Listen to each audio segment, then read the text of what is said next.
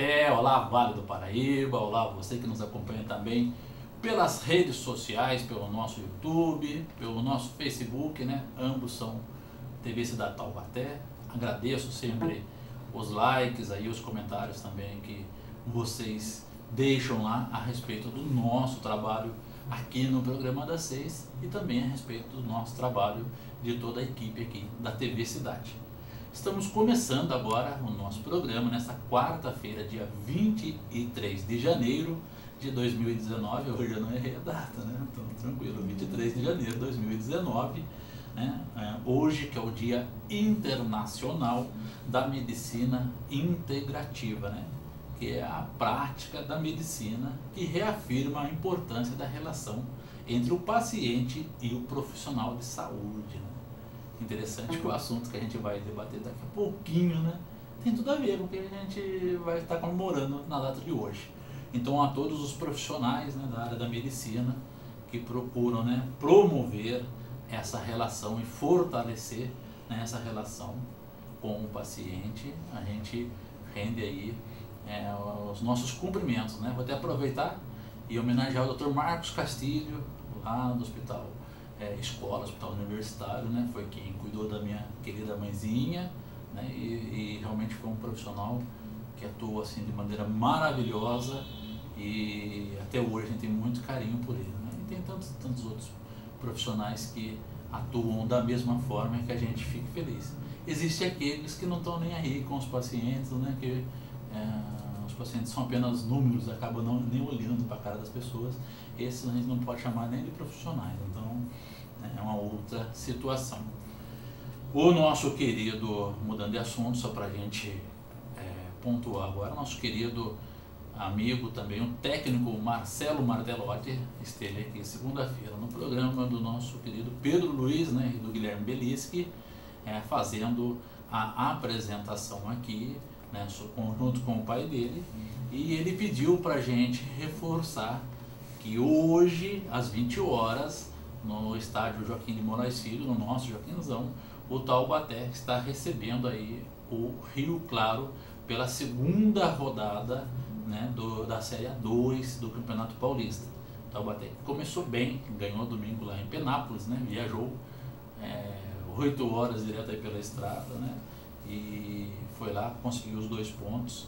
Então começou bem o campeonato e precisa, né, continuar bem se quiser subir, né? E para isso conta com o apoio da torcida. Então você pode assistir o programa das 6 tranquilo e depois ir para o estádio também tranquilo, né? Aproveitando que é de noite, dá para levar o filho, a filha, né, a esposa também, que não tem aquele sol escaldante do estádio para, né, atrapalhar aí o passeio, né? E também prejudicar, né, acompanhar a partida de futebol. Então à noite eu acho que é até mais gostoso uma partida. Bom, gente, agora estou recebendo em nosso programa 2 profissionais que trabalham com o nascimento, né? O tema do nosso programa hoje é a respeito das alegrias e das tristezas do nascer, né? Porque nem tudo são flores ao nascer, mas há a possibilidade sim de ter muitas flores, né? Muitas alegrias, se tudo for feito de forma adequada, né? E cercado, né, de todo o cuidado. Acho que isso é muito importante a gente poder falar. Então estou recebendo aqui a Rafaela Provasi Silva Pereira, ela que é psicóloga, ela é autora, né, de um trabalho, A Presença da Violência Obstétrica na Vida Emocional da Mulher. E estou recebendo também a Mariane Pereira, ela que é doula, né, é coordenadora do coletivo Rede de Apoio Materno e uma das coautoras do blog Casa da Doula. Primeiro, boa noite para vocês, muito obrigado, né, por aceitar o convite para a gente debater esse assunto importante para a nossa sociedade. Boa noite. Boa noite, obrigada pelo convite. Bom, como eu falei logo de começo, né, o nascimento muitas vezes ele vem cercado de grandes expectativas, né? E a esperança de toda mãe, de todo pai e da família é de que a criança venha ao mundo na melhor forma possível, né? Mas há N situações que nem sempre, né, isso ocorre, nem sempre isso é permitido, né? Começando pela Rafaela, que tem esse estudo da violência, né, obstétrica. Rafaela, que situações que você pode apontar para a gente, você pode pontuar, que você apresenta no seu trabalho, né, o porquê você fez um estudo a respeito, né, dessa temática? Eu acho que a primeira coisa que tem que ser falada é que quando eu comecei a trabalhar com a psicologia e comecei a desenvolver o meu estudo, eu queria falar sobre a mulher, de alguma forma de promover a saúde e a integridade da mulher, principalmente nesse lugar onde a gente se encontra atualmente. E qual é o tipo de... Calma, não tô um pouco nervosa. Fique tranquilo. Qual é o lugar em que a mulher mais se opõe? O que é definitivamente feminino? É o nascimento, é a gestação, é a gravidez. Isso é uma coisa que ela é exclusiva da mulher. Então eu pensei, é aí que eu vou trabalhar. Como eu comecei a falar sobre violência obstétrica? Vendo o ponto de vista, foi exatamente o que você falou, nem tudo são flores. Então, vendo os pontos negativos do nascimento. Não só aqueles pontos que acometem a mãe ou a forma de pensar ou a chegada da criança, mas como o outro, como profissional da saúde, pode estabelecer com a mulher essa garantia de promoção de saúde, essa garantia de uma estabilidade, de um momento feliz. Era essa a ideia. Então, quando eu comecei o trabalho sobre violência obstétrica, a primeira coisa que eu pensei era pontuar o que é violência obstétrica, quais são as violências obstétricas e como elas chegam para as mulheres. E eu acho que o mais interessante é que muitas das mulheres simplesmente não sabem que elas sofreram violência obstétrica. Porque é um tipo de violência, você que trabalha com dolo, com certeza sabe disso. Mas elas não sabem, então elas relatam o momento do parto, relatam as violências de forma natural, ou de forma já esperada. Às vezes já teve um ou outro filho antes e foi igual, então tá normal, tá ok. Então, para conceituar o que seria violência obstétrica, seria a apropriação do corpo da mulher, dos órgãos reprodutivos, ou seja, de toda a saúde reprodutiva da mulher, principalmente pela equipe médica. Seja eles cirurgiões ou obstetras, enfermeiros, assistentes sociais, qualquer tipo de profissional de saúde que esteja envolvido nesse lugar e apropria-se desse corpo de forma negativa. Vou dar um exemplo de violências obstétricas para vocês, só para vocês entenderem. Existem dois tipos. Primeiro, as psicológicas e as físicas. As físicas são aquelas que são mais fáceis de identificar. A pessoa conta o que aconteceu e logo você enxerga a violência. Por exemplo, a episiotomia, que é o que a gente chama de corte vaginal, que é um corte que é feito entre a vagina e o ânus na ideia de que se aumente o espaço para a saída do bebê. Só que esse corte, por exemplo, ele não é necessário. Entende-se que o bebê, ao sair, rasga a vagina da mulher por conta da falta de espaço mesmo. Só que esse rasgo tem que ser costurado. A episiotomia seria um corte para evitar o rasgo, então é uma laceração para evitar uma laceração. Em tese, ela é mais fácil para o médico costurar, então opta-se por esse uso. Uma outra coisa que é bem comum, o sorinho, que a mulher chega, vou te colocar no sorinho. Esse soro chama gotejamento de ocitocina. Ocitocina é um hormônio que ele é feito para aumentar a velocidade e a dilatação do períneo não, do canal vaginal, do colo, isso, perdão, obrigada. Aumentar essa dilatação. Só que entende-se que essa dilatação, ela acontece, e isso num parto normal, né? Porque esse tipo de procedimento não é feito numa cesárea. Mas entende-se que a mulher, ela demora de 6 a 8 horas para dilatar 10 centímetros, que seria o ideal para o parto normal.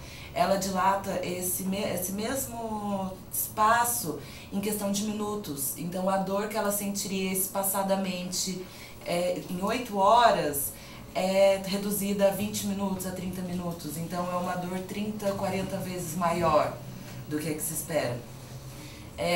Manobra de Christeller é uma outra violência bem utilizada, que é o empurramento, literalmente, da barriga.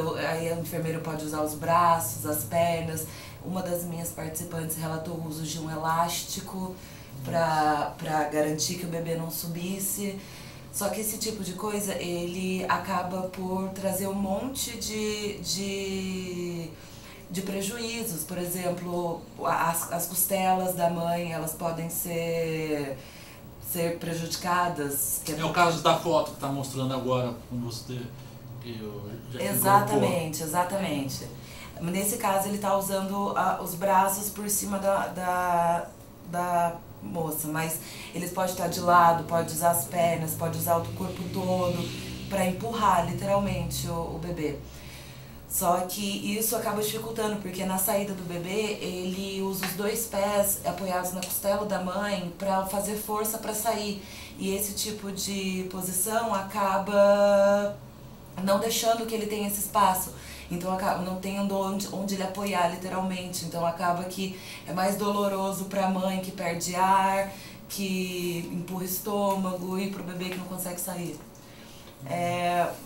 Uma outra violência, a posição litotômica, que foi aquela outra foto que eu te mandei também, que é basicamente a posição médica. Esse tipo torna muito mais difícil a saída da criança. Antigamente, as parteiras, que eram as pessoas que pariam os bebês em casa, optava-se... essa é a posição. Optava-se pela opção de cócoras, porque é como a saída torna-se mais fácil, pela posição mesmo. E essa posição é mais fácil para o médico fazer a retirada. Então, aumenta, consequentemente, a dor da mãe. Essas são só as físicas, mas existem as psicológicas, que são aquelas humilhar ou tratar a mulher fazer de forma ela se sentir inferior na hora do parto. Algum tipo de discriminação vista característica pessoal, cor, escolaridade, idade, falas como na hora de fazer tava bom, para de gritar que eu não faço o seu bebê sair. Um dos casos que aconteceram no meu TCC, a moça, né, estava coroando já, ou seja, a cabeça da criança já tinha começado a sair no parto normal. Ela tinha que passar da maca da sala de pré-parto para a sala de cirurgia. Ela tinha que passar da maca fixa para a maca móvel, ir até a sala de cirurgia, passar da maca móvel para a maca fixa. Com toda a dor, com todo o elástico, com 8 horas de parto, sem comer, muito cansaço, ela não tinha condições, ela não tinha força física para fazer esse movimento. A médica virou as costas e falou, eu vou sair da sala, eu espero quando você voltar, você já esteja na maca, porque aqui na sala de pré-parto seu bebê não vai nascer. Aí... Pesado um relato desse, hein? Nossa, são poucos. Teve uma das mulheres do meu TCC que foi amarrada à maca, amarrada pelos 2 braços. E a pressão dela caiu, ela foi medicada sem consentimento. Isso, assim, em hospitais particulares. Todos os hospitais particulares. Não que os hospitais do SUS tenham sido muito melhores, mas tem-se essa ideia de que o público é ruim, ou o SUS não dá assistência. Não, esse tipo de violência ele acontece onde for, ele depende do profissional, não bem da instituição. E é mais ou menos por aí. Bom, a gente está falando muito desse momento do parto, né? Mas esse tipo de violência também acontece antes, né? Já começa a partir do momento, por exemplo, em que o homem se afasta da mulher já não é um tipo de violência durante a gestação, né? Quando ele não acompanha a mulher em todos os procedimentos que tem que fazer, quando ele não se assume também grávido, né? Falando mais popularmente, como as pessoas gostam de falar, enquanto ele não se assume, isso não é um tipo de violência também que a mulher está sujeita? Quando a gente fala sobre violência obstétrica, a gente está mais focado nessa área hospitalar, mas a ausência do pai é uma coisa que acaba concomitantemente então ele apenas agrava, não apenas agrava, mas ele torna-se um agravante gigantesco. Se você vê o meu estudo, ele é a presença da violência obstétrica na vida emocional da mulher. Uma das coisas que eu constatei na vida emocional da mulher era que a ausência ou a presença do pai criava-se uma adaptação para a chegada do bebê depois que ele chegou e a mulher sofreu todas essas violências, torna-se mais fácil a vinculação da mãe bebê, a presença do pai, porque o parto em si, eu sei que você perguntou antes, eu tô falando depois, mas eu vou voltar para depois, que a vinculação ela acontece, ela exige algumas demandas, ela exige aspectos psicológicos para se estabelecer. Uma mulher que é mãe solteira, que não tem rede de apoio, que tem que viver todo o processo gestacional e puerperal sozinha, ela tende a desenvolver sintomas patológicos como depressão pós-parto, o baby blues. O baby blues é um transtorno que ele é comum. Ele acomete mais de 80% das mulheres, só que entende-se que ele tem um começo, um meio e um fim, por conta de toda a taxa hormonal que se produzida durante a gravidez. Então, é normal que exista uma taxa de uma baixa, um down mesmo na autoestima, no interesse, em tudo por conta dessa reação química cerebral, mas entende-se que ele é passado, os hormônios são reestabelecidos e ele não tem continuidade. Agora, a depressão pós-parto é um tipo de transtorno que acomete principalmente essas mulheres que não têm estrutura financeira, que não têm rede de apoio, que não têm figuras femininas para servir como espelho. Então, entende-se que tudo isso dificulta, não só a ausência do pai, mas a ausência do pai vem desde esse início. As mulheres da minha amostra, 2 delas, o pai recusou a criança e ela ficou apenas com a ajuda da família. Isso é difícil, é difícil principalmente porque, isso falas dela, porque eu não sou mãe, mas a divisão de tarefas, o cuidado com a criança nos primeiros meses, ela exige da mulher muito mais psicológico do que físico. Ela é literalmente uma extensão do corpo da mulher. Ela depende da mulher para viver, para comer, para ser trocada. A base da personalidade da criança é formada nesse momento que ela precisa de acolhimento, precisa de todo o suporte. E como a mãe vai dar esse suporte para a criança se a mãe própria não tem esse suporte? Eu acho que daí que entra bastante a presença da doula no período gestacional, porque a doula ela serve exatamente como um suporte único, um suporte ali para você, para a mulher que entende-se que assim, ela engravida e é o bebê, e a mãe? Tudo bem, a mãe? Ok, mas o bebê tá bem alimentado, tá bonitinho, vamos tirar uma foto com o bebê, e é tudo bebê, presente pro bebê, e a mãe literalmente é deixada de lado. Mariane, vamos entrar na conversa, né? Primeiro contextualizar pra gente, né? Eu como eu disse para você nos bastidores antes da gente começar aqui, eu sou leigo, né? E para mim, doula é uma palavra, grego, né? É realmente grego? Eu não entendi o que significava, né? Estou descobrindo agora, junto com vocês de casa, né? Mas me parece que é uma profissional, muito importante nesse aspecto, né, de acolhimento, né, de atenuamento dessa violência, né, em que o bebê pode estar exposto. Sim.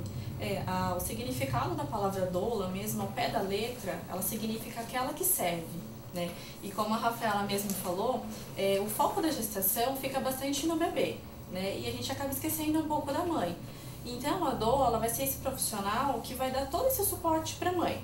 Tanto o suporte físico, emocional, informativo, desde a gestação até o parto e no pós-parto também.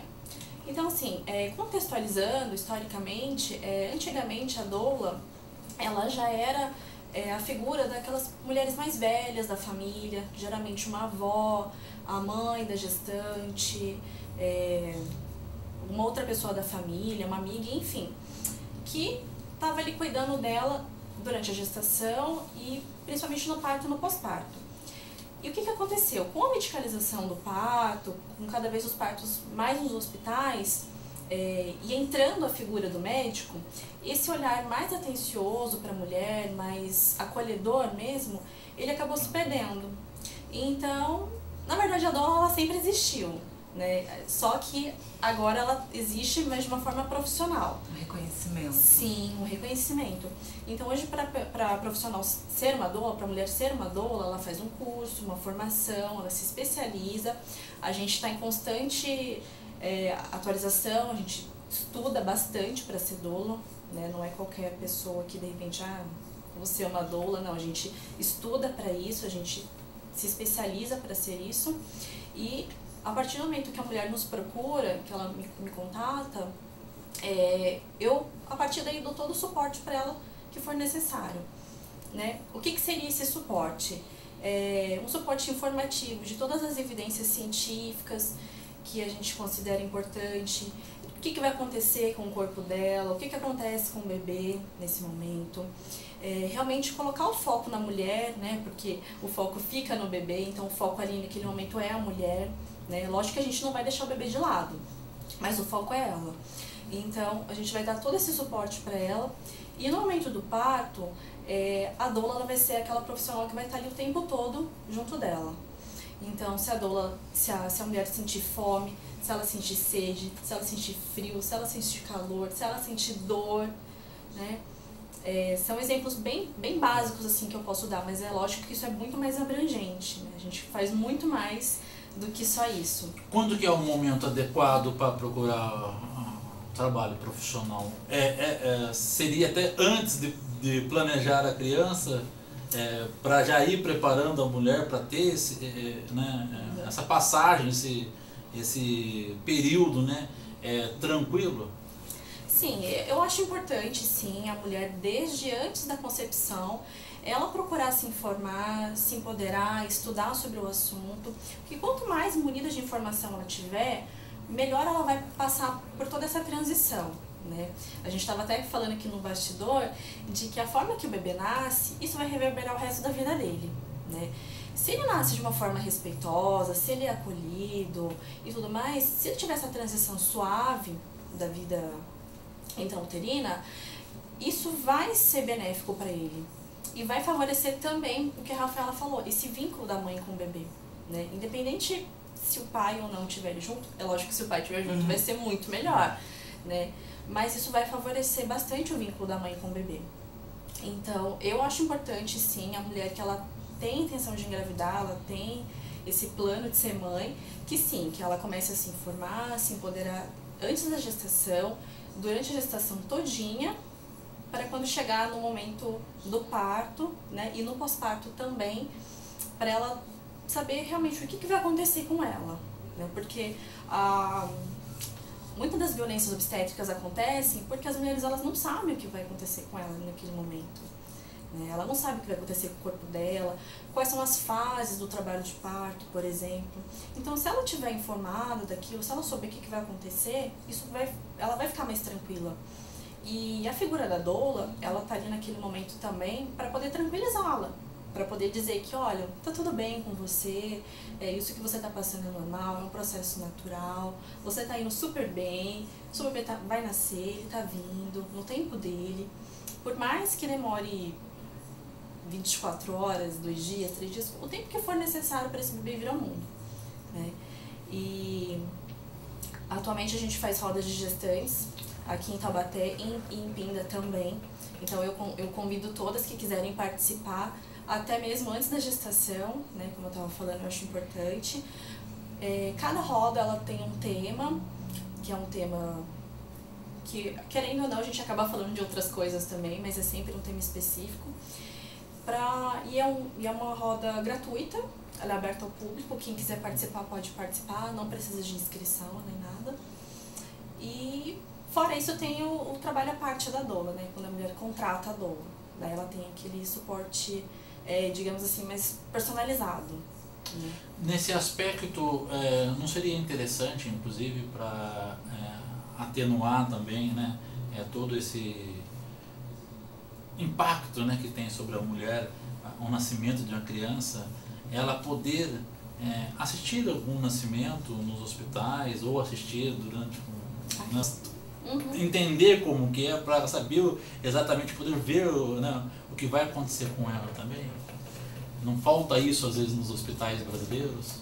Você diz a mulher assistir? A mulher assistir, a gestante, né, que ela já tá lá com 4, 5 meses, de repente ela tem uma cunhada que vai dar à luz, né, na semana que vem, ela poder assistir esse parto, ela poder acompanhar, para também saber que a hora que ela chegar, ela ter consciência do que ela vai passar e como ela proceder também. Não, eu acho que realmente, essa é uma sugestão válida, que seria interessante, só que eu acho que ela não acontece hoje. Então, como o que eu diria como formas de alternativas para isso? Existem documentários como Renascimento do Parto, ele é um documentário bem legal, bastante informativo, ele mostra exatamente tudo que você gostaria que a mulher pudesse ver antes do trabalho de parto. Até porque cada parto é um parto, então fica muito difícil a mulher ir assistir um parto de tal forma e esperar que o dela seja parecido com aquele. Exatamente porque um parto, às vezes, ele é muito mais dificultoso que o outro, ou muito mais fácil que o outro.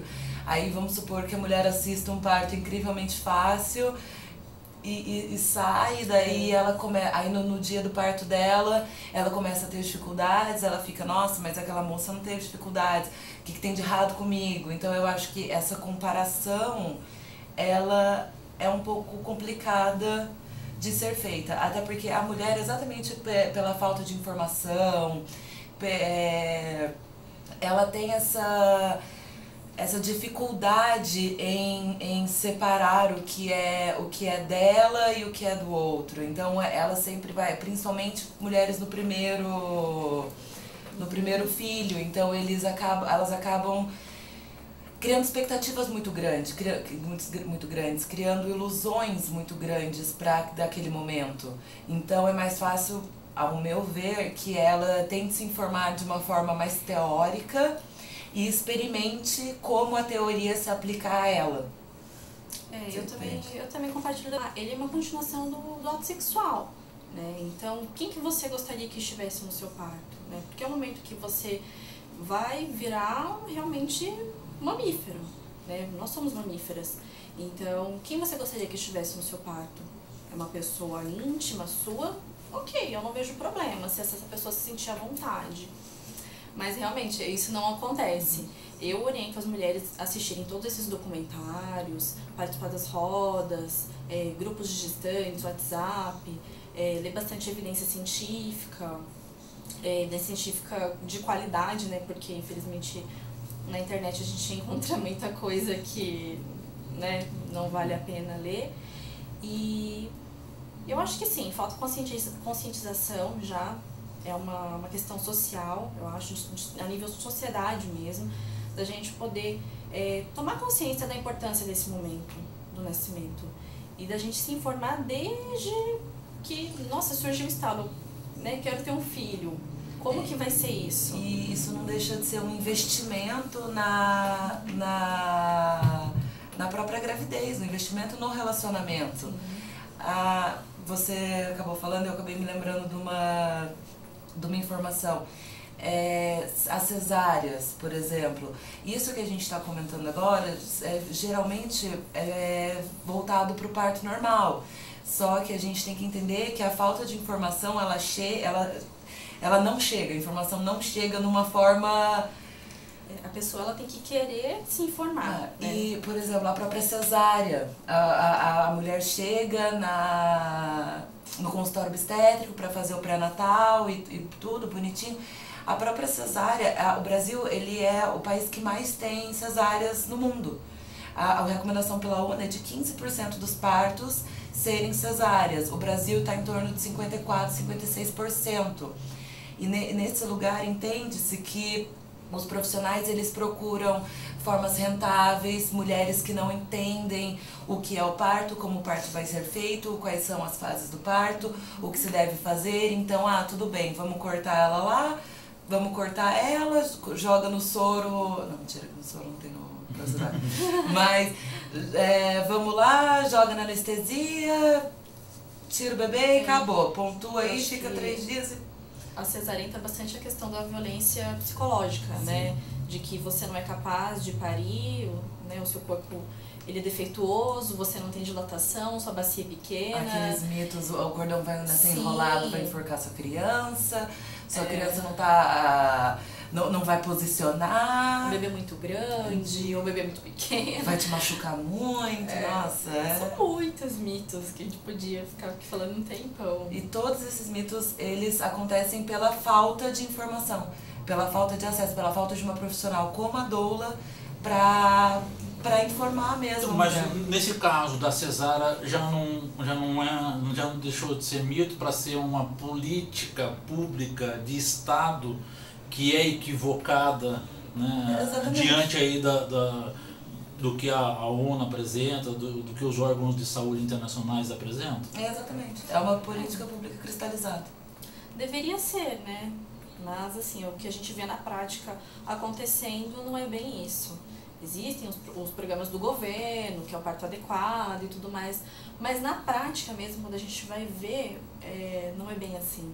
Né? E é uma questão, é uma mudança que precisa muitas vezes partir da mulher, né? Porque é a mulher que a demanda. Então a mulher ela tem que se informar, ela tem que se empoderar, ela tem que estar ciente do que está acontecendo com ela naquele momento e ela tem que questionar o médico. Mas por que isso? Por que eu vou ter que fazer uma cesárea? Né? Me mostra o dado que diz por quê. Né? Ela tem que questionar, tem que perguntar. E eu me lembro que quando eu fui iniciar meu pré-natal, a primeira médica que eu fui era uma médica que eu já tinha passado há um tempo e tal. Eu falei, vamos ver como é que vai ser. E ela já me deu a data prevista do parto já na primeira consulta, dizendo que meu filho poderia nascer, se eu quisesse, até 2 semanas antes. Né? E olha pra você ver o absurdo, porque esses profissionais estão submetidos a fazer uma cesárea numa mulher e o bebê nascer prematuro, né? E o que vai acarretar isso pro bebê? Ele vai ficar numa UTI neonatal, ele vai ter um desconforto respiratório, ele pode ter inúmeros problemas, né? Tudo em vista dessa indústria da cesárea. Nesse caso, Mariane, a presença da doula nessas consultas que a mãe, né, a gestante vai fazer ao médico, já não é importante ela estar junto também ali? A doula não costuma interferir na questão médica, na decisão médica. Né? A gente informa e tenta passar para a gestante toda a informação possível para ela estar empoderada e tomar o protagonismo da gestação e do parto para ela. Né? Porque quem vai tomar a decisão é ela. Se em vista de tudo isso, em tudo que a gente passa para ela, e mesmo assim ela decidir optar pela cesárea, é uma decisão consciente, né? Mas na medida do possível a gente vai passando toda a informação que ela precisar, e aí é ela que vai escolher. Rafaela, dentre as consequências da violência obstétrica, quais são as mais comuns, né? Como a Mariane também destacou, que de repente pode acompanhar a pessoa pro resto da vida e poderia ter sido evitado, né, se naquele momento do parto? Então, eu acho que foi exatamente o que eu falei. Eu acho que a primeira coisa que é prejudicada é o vínculo da mãe e bebê. Existe uma violência chamada separação mãe-bebê, que é esse momento que o bebê vai para UTI neonatal, ou vai para enfermaria, ou vai para maternidade, e fica muito tempo separado da mãe. Porque a gente entende que quando o bebê ele tá na vida intrauterina, ele tá na barriga da mãe, existe uma ligação com a mãe que ela é completamente expectativa. Ela é o como meu bebê vai ser e o bebê todo é criado mentalmente, criado psicologicamente. Ao nascer, todas as expectativas elas são jogadas para o concreto. Então, nesse primeiro momento de nascimento, essas expectativas, elas entendem que elas não podem ser quebradas tão fortemente, tão violentamente. Você entende? Que isso acaba por dificultar a aceitação, às vezes, da mãe para com o bebê. A mãe acaba rejeitando a criança. Isso em casos mais extremos, porque entende-se que o vínculo ele se estabelece independente da violência. Só que a violência acaba por dificultar esse estabelecimento de vínculos. A busca pelo apoio, pelo cuidado da criança. Como eu disse, a minha amostra, como eu disse nos bastidores, a amostra que eu usei é uma amostra pequena, são apenas 4 participantes. Então não tem uma força científica muito grande. Mas dessas 4 mulheres, uma delas acabou por se tornar super protetora. Você entende? Ela não deixava mais ninguém tocar na criança dela. Ela era a que cuidava, era a que dava banho, aí ela deixou de comer, ela deixou de cuidar de si para cuidar da criança, pois no hospital a criança foi maltratada, ela foi maltratada, então ela passou a acreditar, a fantasiar que mais ninguém seria capaz de cuidar da própria criança, só ela. E isso acabou por trazendo algumas dificuldades para ela depois se separar da criança, deixar com a avó, retomar a sua própria identidade, porque ela acabou por abraçar demais, entre aspas, a identidade de mãe. E assim, só que essas consequências, elas variam muito. É exatamente aquilo que eu comentei antes, que as mulheres não necessariamente elas sabem quando elas sofrem violência obstétrica, então não necessariamente essa vinculação vai ser dificultada, porque na cabeça dela é normal ela passar por aquilo, e se é normal, tá tudo bem, ok, eu e meu bebê. Só que a gente entende que não é normal. É até engraçado pensar que as mulheres que mais têm informação são aquelas que mais sofrem, porque elas sofrem conscientemente, que elas sabem o que está sendo de errado, sabem o que está fazendo de errado, o que está acontecendo, só que por conta de toda a condição do parto, estresse físico, estresse psicológico, dor, às vezes ela não consegue lutar contra a violência que está sendo cometida e ela segue o fluxo da coisa. E é um momento que a gente não consegue muito raciocinar mesmo, né? E eu acho que a figura da doula ela entra nessa questão para a mulher realmente poder se entregar para esse processo. Para ela não ter que ficar pensando o que vai acontecer agora e o que eu vou ter que fazer, né? Para ela ser essa ponte entre a mulher e a equipe e de repente o acompanhante também, né? Porque o acompanhante ele faz a diferença. É uma outra violência obstétrica. Sim. Que é muito desrespeitada no país todo, que é a presença do acompanhante. Existe uma lei federal que garante que a mulher ela tem direito ao acompanhante desde o momento que ela chega no hospital até o momento da alta.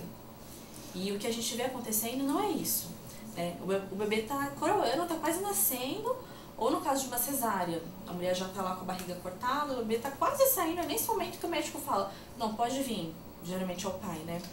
pode entrar. E aí a pessoa não consegue acompanhar nada. Eu também não tem uma preparação, não. E Não a tem nem tempo mulher de não tem o preparar. suporte, porque ela tá sozinha. Ela passou 90% do processo sozinha. Agora nos 10% vai chamar o pai. Ok, legal, mas ele precisaria estar bem antes. Ele precisaria estar acompanhando. E entende-se que a doula é uma profissão muito nova, então quem teria de fazer o papel da doula na hora do parto? O pai, a mãe. Então se essas pessoas são impedidas de acompanhar a mulher, quem que vai fazer isso por ela? Quem que vai ajudar ela? Quem que vai perguntar se está com frio, se está com calor, se está com fome, se está com isso?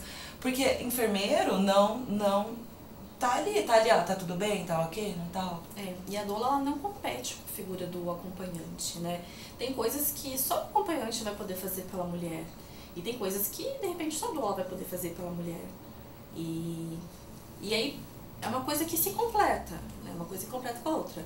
Eu passei por um trabalho de parto e eu tive uma doula comigo e eu tive meu marido como acompanhante.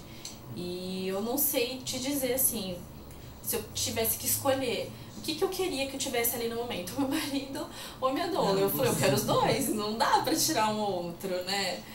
É muito complicado. Assim. Nesse caso, tendo o acompanhante e tendo a doula, consegue-se também permitir à equipe médica maior tranquilidade, né? Sim. Porque aí você vai estar preocupada no procedimento, exercer a profissão, né? E não em outras coisas também que de repente pode resultar em situações como a Rafaela relatou, né? Médico estressado, falar alguma coisa sim. que não deve, né? Acho que seria importante isso, né? A doula, ela não faz nenhum procedimento médico, né? Só para esclarecer. Ela vai estar ali dando todo esse suporte para a mulher, mas ela não vai fazer nenhum procedimento relacionado a isso. E ela também não pode interferir na decisão do médico, né? Não deveria.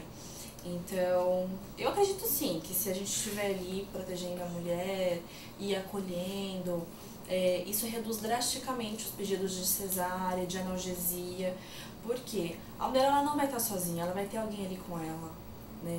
E a doula ela utiliza de métodos não farmacológicos para alívio da dor, né? O que seria esse método? A gente usa bastante massagem na mulher, o tempo que ela quiser, com alguns óleos essenciais também, para a questão da aromaterapia, para massagem e também no difusor, né, de ambientes, para ela sentir aquele cheiro. E não é só um cheirinho gostoso, né? Ele tem propriedade terapêutica.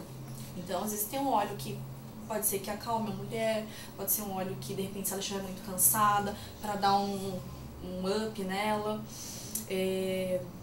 A gente utiliza também bastante da água quente, porque a água quente ela é relaxante, ela alivia a dor, muito chuveiro.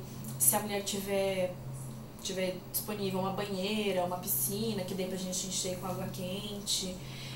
Tem o rebozo também, que é um chale de origem mexicana, que ele se a gente for ver o contexto histórico dele mesmo, ele é usado desde o início da vida da pessoa, desde quando ele é bebezinho.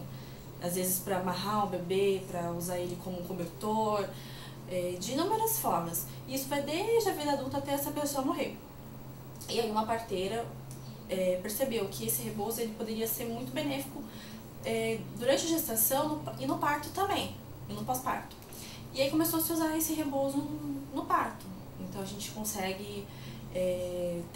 apareceu uma foto ali até eu com um rebozo no pescoço.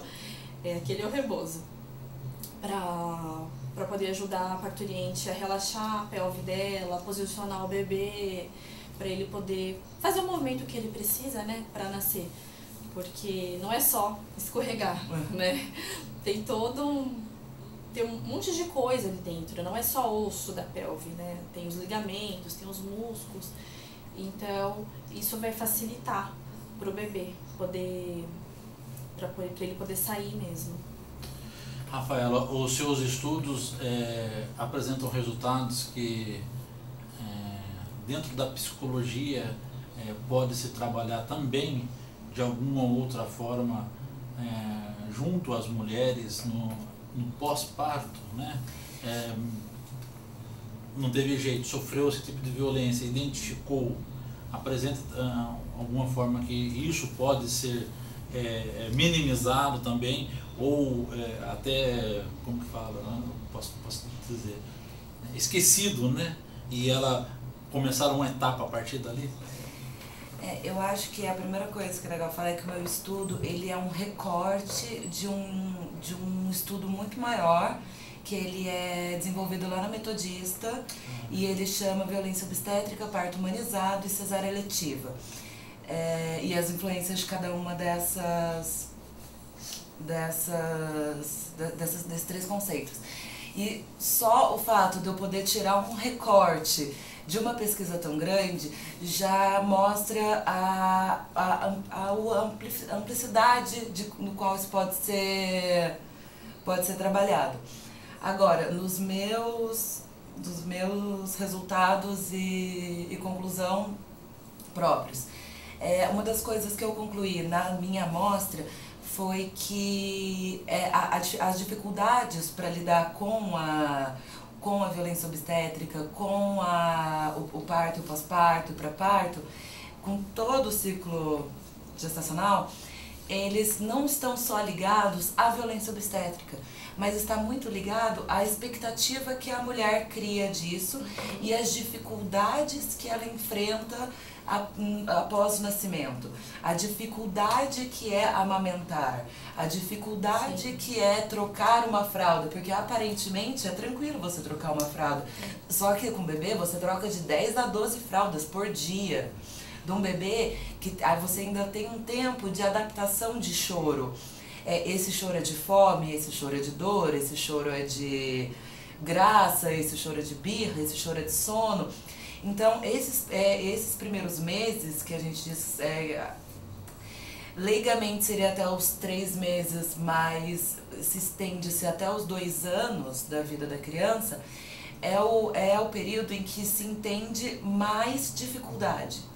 Essa adaptação ela é mais difícil, porque no momento que você aprendeu a amamentar, passa 6 meses, já tem que começar a fazer a introdução alimentar, passa 6 meses, você começa a ter, aí na realidade da mulher brasileira, começa a querer fazer a retirada do seio, do peito, que entende que não seria legal que ficasse até os 2 anos, para total desenvolvimento da criança. Pois é, nesse caso eu vou até agradecer minha mãe, porque até os 2 anos eu mamei. Depois que o meu irmão nasceu, né, 3 anos depois, eu continuei de novo. Eu ainda amamento.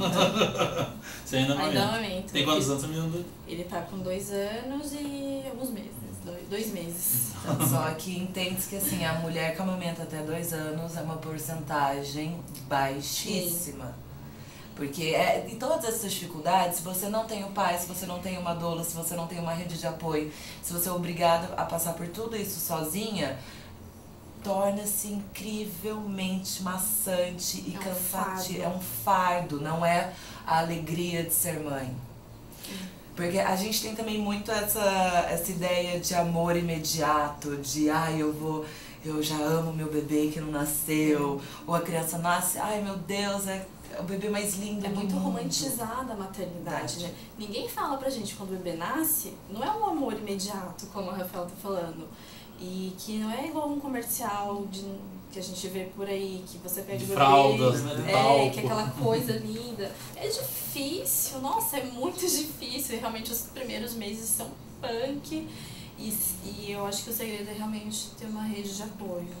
Se você tiver uma rede de apoio, eu acho que sim. Muito. Nesse caso, Marina, a doula, até que idade, então, também é adequado ela acompanhar? Até esses 2 anos, que seria o adequado do desmame, ou um pouco mais, até a criança, de repente, entrar na pré-escola, qual é o prazo? Normalmente, a doula ela realiza algumas visitas no pós-parto para a mulher, para justamente ajudá-la nessa questão da nova rotina, a amamentação, o puerpério, né? O que é o puerpério, que ninguém me fala o que é, né? O que é o puerpério, então, que ninguém me fala o que é? As pessoas acham que é a quarentena. Não, e é muito mais do que a quarentena, né? Justamente esse período de 2 anos do bebê, que ele e a mãe, eles estão em fusão ali o tempo todo, é muito intenso, é muito demandante, e que querendo ou não, a doula, ela cria um vínculo com a mulher, né?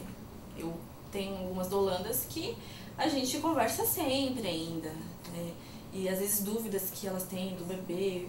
E aí, Mari, o que você acha disso, de aquilo? A gente tá sempre trocando ideia. Então, querendo ou não, cria-se um vínculo que não se perde assim tão fácil logo após o parto. Cria-se é uma amizade mesmo. É uma segurança. É uma segurança que a mulher tem na doula. Qualquer dúvida, qualquer ajuda, tudo que ela precisar, vai ter alguém disposta exatamente a te ajudar. Então eu acho que assim, só a ideia de saber que você tem ajuda já te faz pedir menos ajuda. Sim, é porque chega um momento que a gente deixa de ser a doula para ser a rede de apoio daquela mulher. E é muito importante isso. Rafaela, nesse caso, o trabalho da psicóloga é importantíssimo também, né? Sim. Quando também ir à psicóloga ao ir frequentar a psicóloga, é também importante ir com a criança, para a criança também ter um entendimento, né, desse processo e ir acompanhando assim, esse desenvolver da criança. O acompanhamento da psicóloga, ele acontece um pouco diferente. A gente entende que a pessoa procura a psicóloga quando ela sente uma demanda, quando ela sente algo que ela sozinha não consegue ultrapassar e ela precisa da ajuda de uma psicóloga.